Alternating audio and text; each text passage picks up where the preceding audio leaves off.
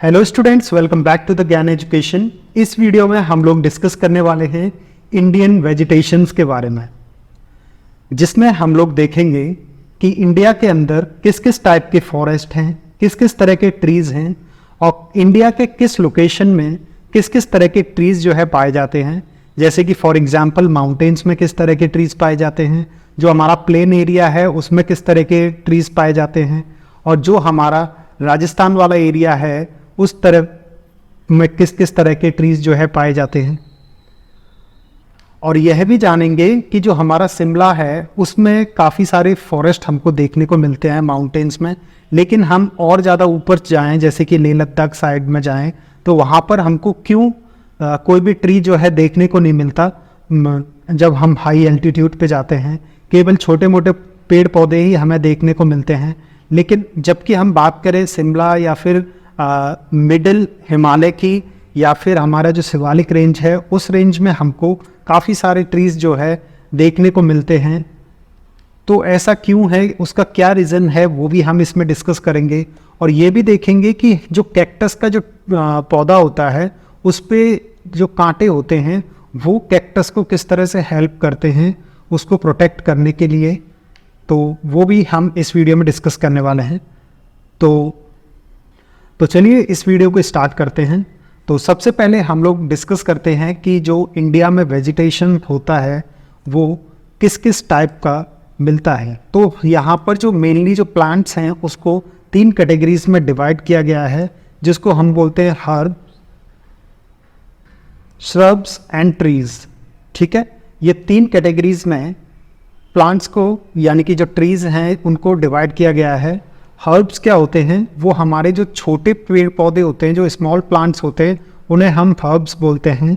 और जो हमारे सर्ब्स होते हैं वो थोड़े से जो बड़े होते हैं उनको हम, जो छोटे प्लांट से थोड़े से बड़े प्लांट होते हैं उन्हें हम सर्ब्स बोलते हैं।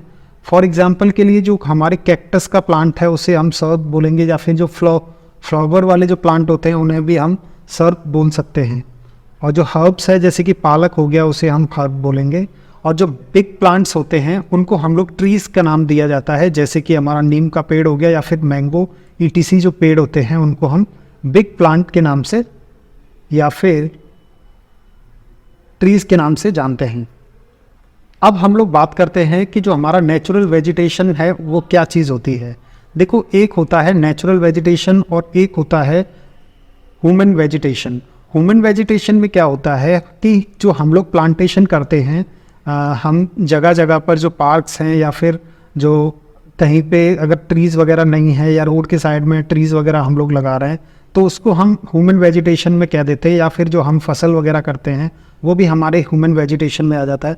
नेचुरल वेजिटेशन क्या होता है, नेचुरल वेजिटेशन होता है कि किसी भी ह्यूमन बीइंग के इंटरफेरेंस के बिना कोई पेड़ पौधे अगर लग रहे हैं तो उसको नेचुरल वेजिटेशन के अंदर कंसीडर किया जाता है। जैसे कि फॉरेस्ट वगैरह हो गए या फिर कोई भी फील्ड जो है खाली पड़ा हुआ है उसमें जो है बारिश हुई तो वहाँ पर आपने देखा होगा कि कई सारे पेड़ पौधे उगाते हैं अपने आप से, तो वो चीज़ जो है नेचुरल वेजिटेशन के अंदर आती है। अब जो हमारा जो नेचुरल वेजिटेशन है वो डिपेंड किस चीज़ पे करता है, वो डिपेंड करता है हमारी जो क्लाइमेट कंडीशन है वो कैसी है। हो सकता है कहीं पर जो है बहुत ज़्यादा धूप पड़ती हो, जहाँ पे बिल्कुल बारिश नहीं पड़ती हो, तो वहाँ पे जो वेजिटेशन है वो बिल्कुल नहीं होगा। फॉर एग्जांपल जैसे जैसलमेर और आप बीकानेर वाले एरिया की बात कर रहे हैं, थार डेजर्ट राजस्थान में, तो वहाँ पर साल में बहुत कम बारिश होती है और कभी कभी कई सालों में बारिश भी नहीं होती, तो वहाँ का जो वेजिटेशन है वो बहुत कम हमको देखने को मिलता है। वहाँ पे नाम मात्र के लिए पेड़ पौधे होते हैं। और फॉर एग्जांपल हम लोग यहाँ पर सेंट्रल इंडिया की बात करें, जैसे कि न्यू दिल्ली वाले एरिया हो गया या यूपी वाला जो एरिया हो गया, तो यहाँ पर काफ़ी ठीक ठाक नॉर्मल बारिश होती है, तो इस वजह से यहाँ का जो वेजिटेशन है वो आप यहाँ अच्छे से काफ़ी सारा वेजिटेशन जो नेचुरल वेजिटेशन है देखने को मिलता है।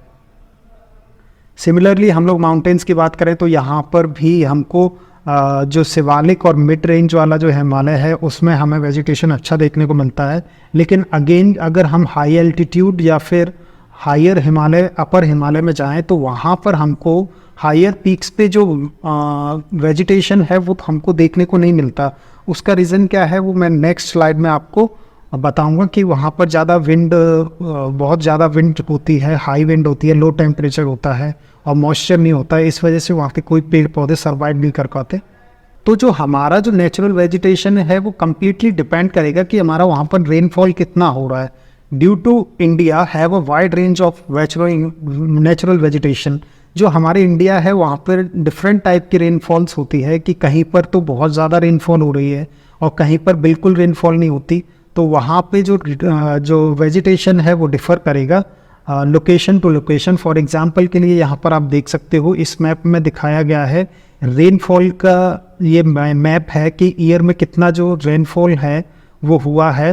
तो जैसा कि आप यहाँ पर देख सकते हो रेड कलर से डेफिशिएंसी वाला एरिया को डिनोट किया गया है और जो ब्लू कलर का है वो एक्सेस अमाउंट में यहाँ रेनफॉल हुआ है। ये डिस्ट्रिक्ट वाइज मैप है और नॉर्मल जो ग्रीन एरिया जो आप देख रहे हो इसमें वो हमारा नॉर्मल जो रेनफॉल है वो देखने को मिली है। और यहाँ पर आप वाइट एरिया भी देख सकते हो जहाँ पर भी कोई भी डेटा अवेलेबल नहीं है, इसका मतलब वहाँ कोई रेनफॉल नहीं हुई है। तो जहाँ ज़्यादा रेनफॉल होती है वहाँ पे नेचुरल वेजिटेशन काफ़ी अच्छा होगा और जहाँ बिल्कुल रेनफॉल नहीं होती तो वहाँ नेचुरल वेजिटेशन बहुत कम देखने को मिलेंगे।